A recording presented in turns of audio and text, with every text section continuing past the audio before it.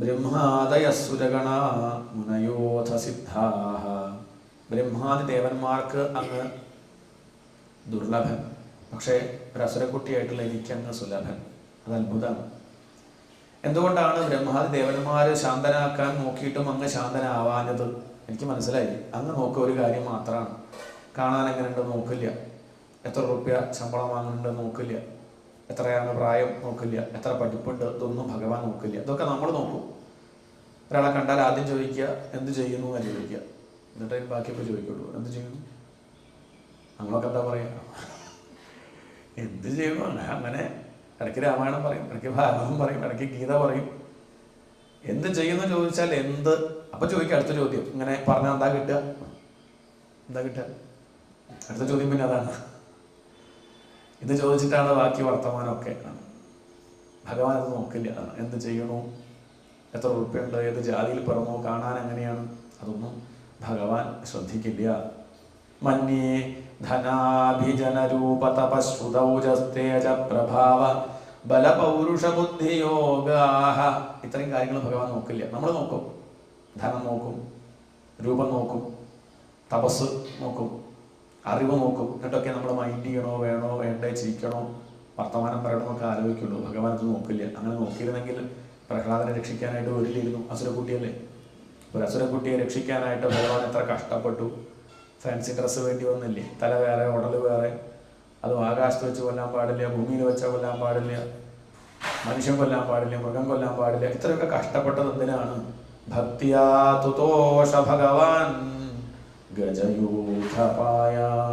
മനുഷ്യനാണോ എന്ന് പോലും നോക്കില്ല. അതിനല്ലേ അടുത്ത കഥ. ഗജേന്ദ്രൻ എന്താ അറിവുണ്ടോ? സ്കൂളിൽ പോയിട്ടുണ്ടോ? ഒരു ആനയല്ലേ അത് രക്ഷിച്ചല്ലോ, മുതലയുടെ വിടുന്ന് രക്ഷിച്ചല്ലോ. എന്താ കാരണം? ഭക്തിയുണ്ട്. അത്രേ നോക്കുള്ളൂ. വലിയ വലിയ വ്രതങ്ങളും തപസ്സൊന്നല്ല ഭഗവാൻ ഇഷ്ടം. നിർമ്മലമായ മനസ്സ്, സഹജീവി സ്നേഹം, മറ്റുള്ളവരുടെ ദുഃഖം കാണുമ്പോൾ മനസ്സറിയാൻ സാധിക്കുന്നുണ്ടോ മതി. തന്നെ വിശ്വസിച്ചിട്ടില്ലെങ്കിൽ പോലും ഭഗവാൻ അവരെ ഇഷ്ടമാത്രേ. അതാണ് ഭഗവാന്റെ കാരുണ്യം എന്ന് പറഞ്ഞ് പ്രഹ്ലാദ സ്തുതിക്കുന്നു. വീണ്ടും വീണ്ടും സ്തുതിച്ചു. ഭഗവാൻ പറഞ്ഞു, പ്രഹ്ലാദ എന്ത് വരാൻ നിനക്ക് വേണ്ടത്? അത് കേട്ടപ്പോൾ പ്രഹ്ലാദൻ പറയുകയാണ്, ഞാൻ ഈ വരം കിട്ടാൻ വേണ്ടി സ്തുതിച്ചതല്ല ഭഗവാനെ, നമ്മളെപ്പോലെ സ്തുതിച്ചതാണെന്ന് വിചാരിച്ചു ഭഗവാൻ. അതാ ചോദിച്ചത് എന്താ വേണ്ടുമെന്ന്. നമ്മളങ്ങനെയാണ് കുറേ സ്തുതിച്ചാൽ നമുക്ക് മനസ്സിലാവും എന്തോ കിട്ടാൻ വേണ്ടി വന്നതാണ്. എന്താ വേണ്ടുമെന്ന് അങ്ങോട്ട് പറഞ്ഞാൽ എളുപ്പമുണ്ടല്ലോ. പ്രഹ്ലാദൻ പറഞ്ഞു, ഞാൻ അങ്ങയെ സ്തുതിച്ചതൊന്നും കിട്ടാൻ വേണ്ടിയല്ല, സ്തുതിക്കാണ്ടിരിക്കാൻ എനിക്ക് വയ്യ, അതുകൊണ്ട് സ്തുതിച്ചു എന്നേ ഉള്ളൂ. എന്തെങ്കിലും കുറച്ച് സ്തുതിച്ച് തിരിച്ചു വാങ്ങാൻ ഞാനൊരു കച്ചവടക്കാരനല്ല. ലോകത്ത് അധികവും അങ്ങനെയാണ്. എന്തെങ്കിലും വഴിപാട് അങ്ങോട്ട് കഴിച്ച് 10 രൂപയുടെ വഴിപാട് കഴിച്ച് 1,00,000 രൂപയുടെ ശമ്പളം കിട്ടുന്ന ജോലി വാങ്ങുക. നമുക്ക് ആ ലാഭം, നമുക്ക് 10 രൂപ ചിലവായിട്ടുള്ളൂ. ഇങ്ങനെ കുറച്ച് കൊടുത്ത് കൂടുതൽ വാങ്ങുക, ഈ ഒരു സമ്പ്രദായം പൊതുവെ ലോകത്തുണ്ട്. എന്നിട്ട് അതിന് ഭക്തി എന്ന് പറയും, വിചാരിക്കും. ഞാൻ അങ്ങനെയല്ല ഭഗവാനെ, എന്നെ അങ്ങൊരു കച്ചവടക്കാരനായിട്ട് കണക്കാക്കരുത്. ഞാൻ ഇങ്ങനെയൊക്കെ സ്തുതിച്ചത് അങ്ങയോടുള്ള പ്രേമം കൊണ്ട് തന്നെയാണ്, ഭക്തി കൊണ്ടാണ്. ഭഗവാൻ പറഞ്ഞു, അങ്ങനെയല്ല, നീ ഭക്തി കൊണ്ട് സ്തുതിച്ചതെന്ന് എനിക്കറിയാം. ഞാൻ ചോദിച്ചത് നിന്നെ ഒന്ന് കൊച്ചാക്കാൻ വേണ്ടിയിട്ടല്ല. കുട്ടികളൊക്കെ കാണാൻ വരുമ്പം വെറും കൈയോടുകൂടി വരുന്നത് ശരിയല്ലല്ലോ. ഞാൻ ഈ തിരക്കിലൊന്നും എടുത്തിട്ടില്ല നിന്നെ കാണാനായിട്ട് വരുമ്പോഴേ. അതുകൊണ്ട് എന്തെങ്കിലും നിനക്ക് വേണമെങ്കിൽ ഇപ്പം ചോദിച്ചാൽ ഞാനത് തരാം. വീണ്ടും വീണ്ടും നിർബന്ധിച്ചപ്പോൾ പ്രഹ്ലാദൻ പറഞ്ഞു, അങ്ങ് വരം തന്നേ പോവുള്ളൂ എങ്കിൽ ഒരു വരം തന്നേക്കൂ. എന്താ വരം? ആരെ കണ്ടാലും ഒന്നും ചോദിക്കാൻ തോന്നരുതേ, അങ്ങനൊരു വരം എനിക്ക് തരുമോ? എന്താ വരം? ആരെ കണ്ടാലും എനിക്കൊന്നും ചോദിക്കാൻ തോന്നരുതേ. ഇതേ ഭക്തന്മാർ ചോദിക്കുള്ളൂ.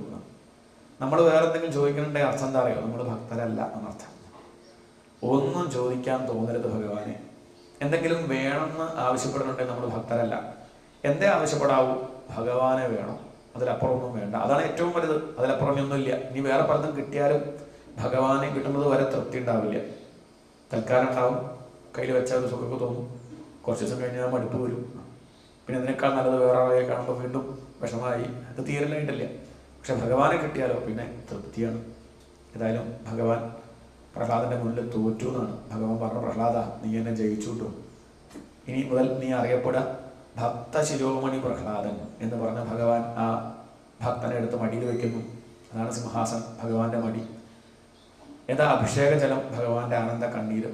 ഏതാ കിരീടം, ഭഗവാന്റെ വലത്തെ കൈയെടുത്ത് പ്രഹ്ലാദന്റെ ശിരസിൽ വെച്ച് ഭഗവാൻ അനുഗ്രഹിക്കുന്നു. ഇനി ഭക്തിയുടെ കാര്യത്തിൽ പ്രഹ്ലാദനെ പോലെ എന്ന് പറയാൻ പലരും ഉണ്ടാവാം. പക്ഷേ പ്രഹ്ലാദനേക്കാൾ എന്ന് പറയാൻ വേറെ ആളില്ല. ഗോപികമാര് പ്രഹ്ലാദനെ പോലെ, വൃത്രാസുരൻ പ്രഹ്ലാദനെ പോലെ, അത്രയേ ഉള്ളൂ. പ്രഹ്ലാദനേക്കാൾ എന്ന് പറയാൻ വേറൊരാളില്ല. അതാണ് ഭക്ത ശിരോമണി പ്രഹ്ലാദൻ. ഈ കഥ ശ്രദ്ധിച്ച് കേട്ട ധർമ്മപുത്രര് അല്ലെങ്കിൽ യുധിഷ്ഠിരൻ ചോദിക്കുകയാണ് നാരദരോട്, കഥ മറന്നു പോരുത്, യുധിഷ്ഠിര നാരദ സംവാദമാണ്. ചോദിച്ചു, ഇങ്ങനെയൊരു ഭക്തി നമുക്കൊക്കെ ഉണ്ടാവണം എന്ന് ആഗ്രഹമുണ്ട്. അങ്ങനെ ആഗ്രഹമുള്ളവർ നേരെയാവണ്ടേ? ഇങ്ങനെയൊരു ഭക്തി, പ്രഹ്ലാദനെ പോലെ നിർമ്മലമായ മനസ്സ്, ഈ ഒരു ശാന്തിയൊക്കെ നിങ്ങളും ആഗ്രഹിക്കുന്നുണ്ടോ എന്നാണ്. ഞങ്ങളങ്ങനെ ആഗ്രഹിക്കുന്നുണ്ട് നാരദരെ, എന്താ വഴി? ഇതുപോലൊരു മനസ്സുണ്ടാവാൻ എന്താ വേണ്ടത് ചോദിച്ചു. ഉടനെ പറഞ്ഞു, അത് പെട്ടെന്ന് അങ്ങോട്ട് ഉണ്ടാവണതല്ല.